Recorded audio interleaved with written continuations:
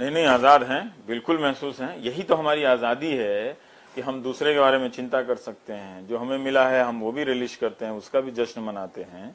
बिल्कुल आजाद हैं, ऐसी बात नहीं है, लेकिन वो चली ना जाए उसके लिए तो सतर्क रहना। तो सर मेरा सवाल वही है ना और कि हम वो अगर आजाद भारत में देखिए, है, अब आजादी जो ना अचानक नहीं ले ली जाएगी कि आपसे आपका जैकेट उतार लिया गया, धीरे धीरे धीरे धीरे। तो जब वो धीरे धीरे कम कम दिखता है ना, तो पहली ही सीढ़ी से हमारी नजर पड़ जानी चाहिए कि आपके कदम थोड़े टेढ़े नजर आ रहे हैं, तो हम वहां पर देख रहे हैं उसको। और आपने दूसरी सीढ़ी रख चढ़ी है, तीसरी सीढ़ी रखी, हम देख रहे हैं कि आप जा किस दिशा में रहे हैं, तो हम उसको लेकर बोलेंगे। लेकिन ये आजाद मुल्क है अभी भी, मतलब, और इस देश के नागरिकों के पास, चाहे वो गरीब हैं, चाहे वो अमीर हैं दिनेश जी, चाहे वो पत्रकार हैं, चाहे वो दरोगा है या बहुत कमजोर आदमी है ना, उसके पास एक ही ब्रांड है, वो है आजादी। फिर भी मीडिया आजाद लगता है आपको? कम, बहुत कम हो गया है मीडिया की आजादी, खासकर हिंदुस्तान के जिस हिस्से से मैं आता हूँ। बहुत कम अखबार या टेलीविजन बचे हैं जो कई तरह के बहिष्कारों का सामना करते हुए भी ज्यादा से ज्यादा पत्रकारिता के मूल्यों के करीब हैं। बहुत कम ऐसे संस्थान बचे हुए हैं। टेलीविजन चैनल जो हो गए हैं वो लोकतंत्र के विरोधी होते जा रहे हैं। लोकतंत्र के विरोधी आप कब होते हैं? तब होते हैं जब आप जनता की आवाज नहीं बन के आप सरकार की आवाज बन जाते हैं। तो जनता को किसी भी सरकार के कार्यों का मूल्यांकन करते वक्त पहले नंबर पे क्या रखना चाहिए? मेरे हिसाब पे पहले नंबर पे रखना चाहिए कि उसके कार्यकाल के दौरान मीडिया की स्वतंत्रता का स्केल क्या है। अगर मीडिया स्वतंत्र नहीं है तो इसका मतलब यह है कि उसने, जनता ने, जिसके पास एकमात्र बड़ा ब्रांड जो है आजादी, उससे समझौता किया है और मीडिया भी समझौता कर रहा है और सरकार भी उस पर हाथ डालने की कोशिश कर रही है। तो उस आजादी का अंतिम प्रहरी कौन है दिनेश जी? हम नहीं हैं, आप भी नहीं हैं, मीडिया नहीं है, वो जनता है। और उसी के लिए हम उसको आगाह करते रहते हैं कि भाई ये आजादी जो है ये आपके लिए है, ये कहीं कहीं से जा रही है, कहीं न्यायिक प्रक्रिया में जा रही है, तो कहीं जांच की प्रक्रिया में जा रही है, कहीं संस्थाओं में जा रही है, तो आप थोड़ा सा सतर्क हो जाइए। तो इसलिए ये हमारा काम है सर। क्यों लगता है कि नरेंद्र मोदी को लोगों ने विश्वास वोट देके भेजा है? तो रवीश कुमार बार बार क्यों नेगेटिव स्टोरी करते हैं? नेगेटिव नहीं है, यही मेरा काम है। पत्रकार का काम है विपक्ष का काम करना, यही काम है। गणेश शंकर विद्यार्थी से तो कोई बड़ा पत्रकारिता में आइकॉन नहीं है ना, उनकी किताब है प्रभात प्रकाशन से, तो पीछे यही लिखा हुआ है, पत्रकारिता का काम है विपक्ष बनना। कौन पूछेगा? तो सर उन लोगों को ऐसा भी लगता है, मतलब जो आम आदमी क्या पूछेगा? तो सर जो कमेंट आती है उसमें वो भी लोग लिखते हैं कि जो विपक्ष को अगर पूछना है तो रवीश कुमार वहां क्यों चुप रहे थे? कभी चुप नहीं रहता हूं।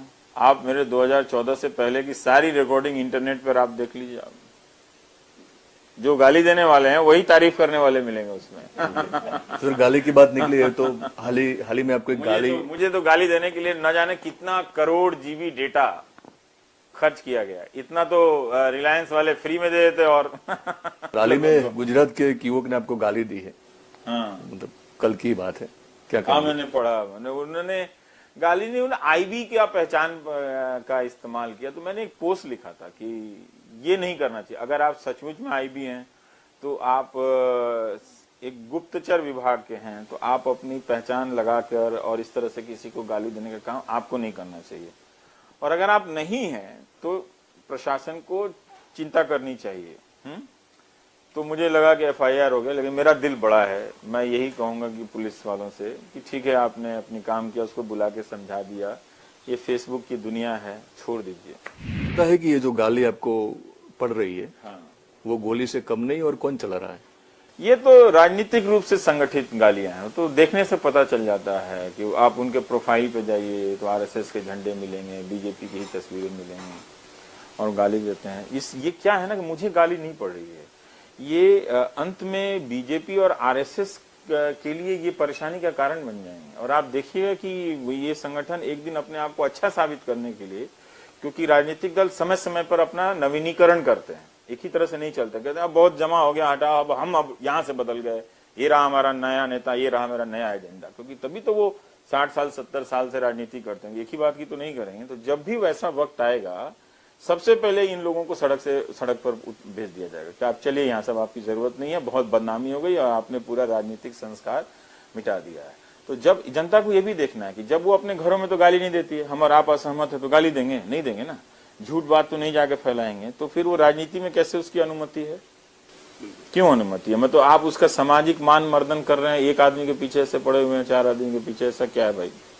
मतलब आज अगर मुझे तो लगता है कई बार कि आज की तारीख में जो कांग्रेस का कोई भी ढंग का नेता है तो उसका राजनीतिक करियर बीजेपी के किसी ढंग के युवा नेता या कार्यकर्ता या एमएलए से कहीं ज्यादा बेहतर है। तो या तो वो विपक्ष में रहते हुए बेहतर कर ले, या नहीं कर पा रहा है तो 2 सेकंड के अंदर बीजेपी में आ जाए, मंत्री बन जाएगा। और बीजेपी के, क्योंकि बीजेपी की क्या पहचान है, बीजेपी आरएसएस की यही पहचान है कि इसके कार्यकर्ता कई दशक तक मेहनत करते हैं, तब जाके वो कहीं एमपी बनते हैं, बनते उसी में से हैं, या विधायक बनते हैं या मंत्री बनते हैं। तो वो जो फ्लो है आप उससे गुजरे, मतलब ठीक है बाहर से आते जाते रहेंगे कुछ लोग, लेकिन इतनी बड़ी तादाद में लोग आएंगे तो फिर बीजेपी का कार्यकर्ता वहां बैठा रहेगा, पता चलेगा कि ये मेरी सीट है, हम यहाँ पे मेहनत कर रहे हैं, वो तो विधायक है हमारी पार्टी में आ गया भाई, और यहाँ से जीत के वो मंत्री भी बन गया, मेरा करियर कहाँ चला गया। तो गुजरात समाचार न्यूज़पेपर का उन्हीं दिनों में टाइटल था हमारा कि ये कांग्रेस युक्त हो रही है बीजेपी, जो आप बोल रहे वही बात है। हाँ, काफी बीजेपी काफी कांग्रेस को पसंद करती है। जब भी मिलाना होता है जिन राजनीतिक दलों को की वो आलोचना करती है, वो राजनीतिक दल कोई हवा पानी से नहीं है ना, हम ही आपसे हैं। मान लीजिए आप हैं तो आपसे हैं, तो अगर उस राजनीति में बुराई है तो आप ही की वजह से उस राजनीति में बुराई है ना। तो ये कैसे हो सकता है कि आप हमारी तरफ आ जाएं और आपकी बुराई समाप्त हो जाए और राजनीति उस दल की बुराई रह जाए? तो ऐसा तो नहीं है। रोजगार, बेरोजगारी, इन सब के सवालों पे, अस्पतालों की क्या हालत है, सिर्फ गोरखपुर की दुखद घटना है, उस पर तो जरूर बोलना चाहिए, लेकिन हर जिले के और हर राज्य के अस्पतालों की वही हालत है। तो उस पे कोई चर्चा नहीं, उस पे कोई बात नहीं, हमारी आपकी जिंदगी को लेकर बात नहीं। पेंशन खत्म हो रहे हैं और सांसदों के पेंशन है, इस पे कोई बात नहीं। अरे भाई, आप उसी संसद में कानून पास कर देते हैं कि पेंशन वेंशन की जरूरत नहीं है, चलिए यहाँ से चलते बनिए, जब चाहे कंपनियां आपको निकाल दें। और आप हैं कि 5 साल के एमपी में आप चाहते हैं पूरी जिंदगी भर का पेंशन लेने के लिए। तो या तो पेंशन नहीं रहना तो आपका भी नहीं रहेगा। चलो, आपने जो पेंशन फंड बनाया है जिसमें आप हमें ज्ञान दे रहे होगी, आप मार्केट में लगेगा तो आपका पैसा बढ़ेगा, तो उसमें आप भी तो अपना धन दे के ज्ञान, आपको इतना ज्ञान आ गया है तो आप भी भरोसा करो ना उसमें। आप क्यों ले रहे हो स्टेट के एक्सचेकर से पेंशन? क्यों एमपी और एमएलए पेंशन लेता है, मुझे बताइए, जब हमको आपको नहीं मिलता है तो? सर, आपने हाल ही में लिखा है कि मुझे ऐसा लगता है टीवी बंद होना चाहिए, मुझे ट्रेन में चले जाना है, ये सब छोड़ के चले जाना है, ऐसा क्यों लगता है? कभी कभी लगता है थक गया काम करते करते, और तो एक हर आदमी सोचता है कि ये नहीं वो करता तो अच्छा रहता। तो लगता है कि इतना ज्यादा पोलराइज हो गया है, इतनी धमकियां और इतनी गालियों के बीच में किसके लिए आदमी कर रहा है, जो किसी सवाल की कदर नहीं, घंटों घंटों लगाकर मेहनत करता है, उसकी कदर नहीं, तो दिल तो कैसे नहीं टूटेगा? हम भावुक हैं तभी तो दुनिया की समस्याओं में जुटे हुए हैं ना। अगर हम क्रूर हो जाते तो हमें क्या फर्क पड़ता, सीवर गटर साफ करने वाला मर रहा है कि जी रहा है? तो वो भावुकता अगर मुझ पे नहीं होगी तो हम दूसरे के लिए कैसे हो सकती है? तो मेरे लिए भावुकता है। मुझे लगता है कि कई बार हाँ, अब चलना चाहिए, शायद मेरी जरूरत नहीं है। भारत के लोग इतने कमजोर हो गए हैं कि हम जैसे लोगों को पचा नहीं सकते हैं या समर्थन नहीं कर सकते। उनको लगता है कि हम किसी राजनीतिक दल के विरोधी हैं, इसलिए हमारा नहीं होना चाहिए।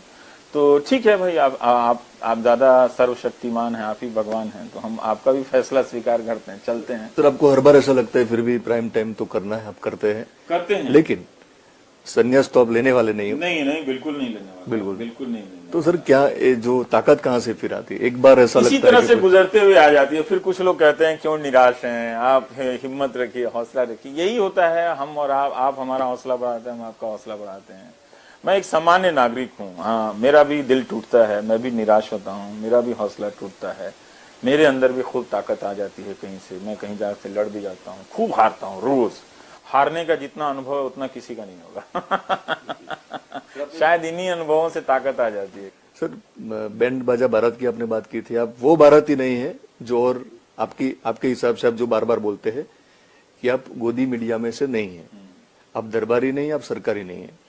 तो हमारे क्षेत्र में जो आने वाले हैं नहीं, जो आपकी राह पर चलने वाले हैं या उनको लगता है चलना चाहिए, तो वो आए उसके पहले आप उनको सुनना चाहेंगे? उनको बहुत साधना करनी पड़ेगी, अपने जीवन को ज्यादा से ज्यादा क्लीन रखने का प्रयास करना पड़ेगा, बहुत मेहनत करनी पड़ेगी उनको, बहुत कीमत चुकानी पड़ेगी। और शायद हम लोगों ने इतनी नहीं चुकाई है, क्योंकि वैसे संस्थान तो मिलेंगे नहीं दोस्त, और बहुत मुश्किल है। कि मुझे इतना विश्वास है कि बहुत से लोग आज भी इस पत्रकारिता में सचमुच पत्रकारिता करने आते हैं, उनको नहीं करने दिया जाता है, ये अलग बात है। उनका सम्मान तोड़ दिया जाता है, उनके मजबूरी का फायदा उठाया जाता है, ये भी अलग बात है। लेकिन वो चाहता जरूर है कि पत्रकारिता करे। तो उसकी इस नियत की जो खूबसूरती है ना, वो अगर जनता नहीं बचाएगी, वो नहीं देखेगी, तो क्या करेगा? उसको तो वैसे ही उसकी नौकरी का कोई ठिकाना नहीं, इतनी कम सैलरी मिलती है लोगों को। तो अगर जनता अगर उसको इतना भी उसका संरक्षण नहीं देगी, उसको गाली देने में लग जाएगी, तो शर्म आनी चाहिए, जनता को शर्म आनी चाहिए कि वो कर क्या रही है वो। और उसको फिर ये लिस्ट बनाना चाहिए कि इसके बदले में उसको सरकारों से मिल क्या रहा है, क्या मिला है, क्या अपने पड़ोस में झांक के देखना चाहिए कि क्या मिल गया, क्या पानी पहुंच गया, सड़कें अच्छी हो गई, और उनके बच्चे जिन स्कूलों में पढ़ रहे हैं उनके मास्टर अच्छे हैं, काबिल आ गए हैं, उसमें बेंच लगा हुआ है, उसमें पंखे लगे हुए हैं, और अस्पताल में इलाज हो रहा है। तो जरा लिस्ट बनाए जनता, मैं भी देखता हूं कि कहाँ लिस्ट पूरी है, किस राज्य की पूरी है।